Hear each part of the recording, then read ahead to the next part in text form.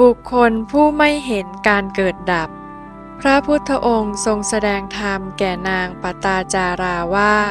ปุถุชนตาบอดไม่เห็นธรรมเกิดดับแม้อายุยืน100 ปีก็เสียชาติเปล่าประโยชน์ส่วนผู้เห็นธรรมเกิดดับแม้มีอายุวันเดียวก็ประเสริฐกว่าตั้ง100 เท่าพระบาลีว่าโยจะวัสสะสะตังชีเวอปัสสังอุทะยัพพยังเอกาหังชีวิตังเสยโยปัสสตังอุทะยัพพยังผู้เห็นการเกิดดับอยู่เพียงวันเดียวประเสริฐกว่าผู้ไม่เห็นการเกิดดับที่มีชีวิตอยู่100 ปี